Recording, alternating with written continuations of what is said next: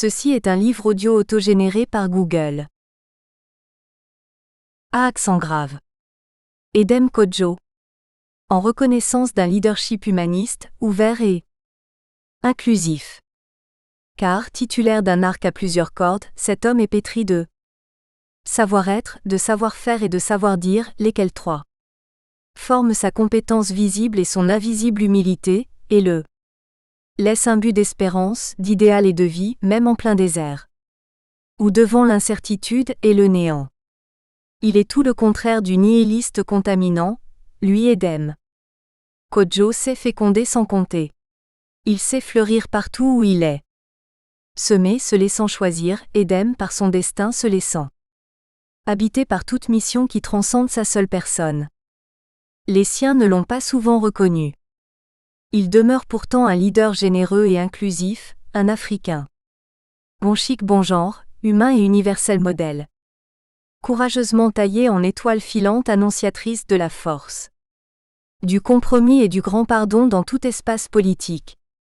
Particulièrement pour converger vers la réalisation du plein potentiel des États africains et de leurs citoyens. Edhem Kodjo reste aussi à suivre, majestueusement, à la trace de ses écrits et de sa modération. You know, they said this day would never come. They said our sights were set too high. They said this country was too divided, too disillusioned to ever come together around a common purpose. But on this January night at this defining moment in history, you have done what the cynics said we couldn't do. Vous savez, ils ont dit que ce jour ne viendrait jamais. Ils ont dit nos ambitions étaient trop élevées. Ils ont dit que ce pays est trop divisé, trop désillusionné à jamais pour se rassembler autour d'un objectif commun. Mais, en cette nuit du mois de janvier, à ce moment déterminant dans l'histoire, vous avez réalisé ce que les cyniques ont dit que nous ne pourrions pas faire. Barack Obama, Des Moines, Iowa, le 3 janvier 2008. What began 21 months ago in the depths of winter cannot end on this autumn night. This victory alone is not the change we seek. It is only the chance for us to make that change. And that cannot happen if we go back to the way things were. It can happen without you, without a new spirit of service, a new spirit of sacrifice. So let us summon a new spirit of patriotism, of responsibility, where each of us resolve to pitch in and work harder and look after not only ourselves but each other. Ce qui a commencé, il y a 21 mois dans les profondeurs de l'hiver ne peut pas se terminer sur cette nuit d'automne. Cette victoire à elle seule n'est pas le changement que nous recherchons. Elle est seulement l'occasion pour nous de faire ce changement. Et cela ne peut pas se produire, si nous revenons à la façon de faire d'avant. Ce changement ne peut pas se faire sans vous, sans un nouvel esprit de service, un nouvel esprit de sacrifice. Alors, créons un nouvel esprit de patriotisme, de responsabilité où chacun d'entre nous viendra puiser à sa convenance pour travailler plus fort et s'occuper non seulement de nous-mêmes mais les uns des autres. Barack Obama, Chicago, Illinois, le 4 novembre 2008. Introduction, une feuille de route citoyenne. Le train est arrivé à la gare, juste à temps.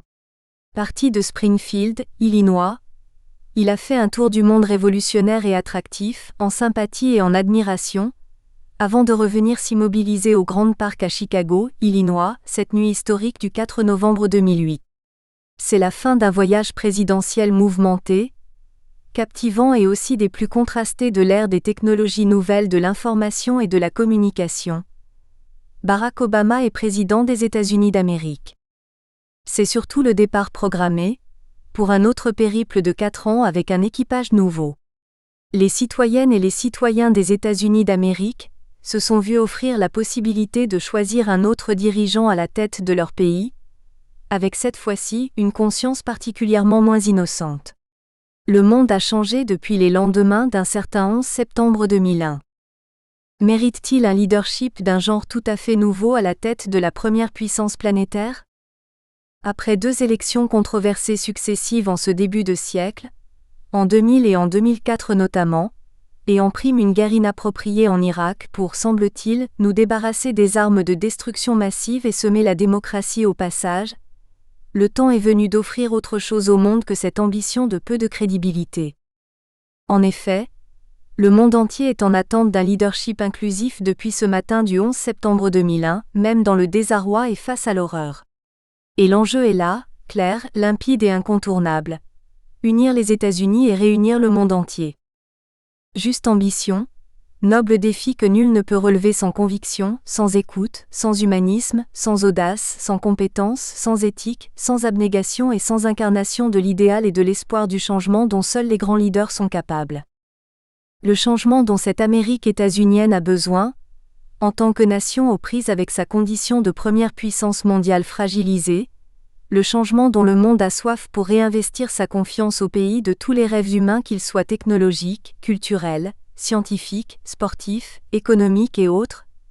Une telle heure du rendez-vous tant attendu est arrivée en cette année 2008 et se poursuit depuis. L'attente fut longue toutefois. Aux commandes pour ce nouveau départ, se dresse l'ambition d'une personnalité nouvelle, Barack Obama. Celui-ci incarne parfaitement, et plus que tous les autres candidats à la conquête de la Maison-Blanche, cette attente de tout le peuple américain, dans une large majorité agissante, et sous l'effet d'une sagesse collective insaisissable par la plus pertinente des analyses politiques. L'histoire de Barack Obama qui se déroule sous nos yeux est à peine écrite, qu'elle projette la silhouette d'un leadership achevé, parfaitement descriptible, car cette odyssée est bien éloignée du simple hasard de parcours. De son observation, plusieurs n'en sont pas revenus et resteront longtemps pensifs, interrogateurs et même dénigreurs. Mais cette histoire est celle de notre temps. Elle est celle de la prépondérance de l'acteur, véritablement aux commandes de tout système évolutif. Et si nous admettons que la société américaine change tout autant que le monde évolue dans son ensemble, lentement mais sûrement, si nous consentons à la capacité des individus, dans l'intimité de leur conscience, à reconnaître et à célébrer l'évidence du beau et du bien d'entre toutes les propositions et selon leurs critères à la fois personnels et universellement convergents, alors nous devons être à même de décrire l'ascendance naturelle et significative que possède Barack Obama sur tous les prétendants, démocrates, indépendants et républicains, à la gouverne des États-Unis d'Amérique et conséquemment à l'influence effective du monde, après l'ère particulièrement chaotique de George W. Bush. Une identité remarquable. L'homme, Barack Obama, n'est plus à présenter dans ses traits physiques d'acteur politique de race noire. Il se définit lui-même comme tel, on ne peut plus africain et américain, de père africain originaire du Kenya, Barack Obama Sr., et de mère américaine native du Kansas, Stani Ann Dunham. Barack Obama demeure et se révèle tous les jours solidaire de son genre humain, et prototype interracial par essence et par action. Sur ce point aucun doute ne subsiste. Barack Obama reste plutôt à présenter dans ses choix fondamentaux les plus conscients et les plus révélateurs de sa personnalité, et de son engagement envers les autres. Il s'agit particulièrement de l'homme public au sortir de ses 2 formations universitaires. D'abord comme diplômé du premier cycle universitaire en sciences politiques, option Relations internationales, de l'Université Columbia à Manhattan dans la ville de New York, et ensuite comme avocat et juriste, après sa dernière formation universitaire à l'école de droit de l'Université Harvard, à Cambridge, aux portes de Boston, la capitale de l'État du Massachusetts. D'abord, après sa formation à l'Université Columbia, une université tricentenaire appartenant à l'univers mythique des institutions académiques de ligue majeure aux États-Unis, Ivy League, Barack Obama choisira de s'installer dans l'État de l'Illinois, principalement à Chicago.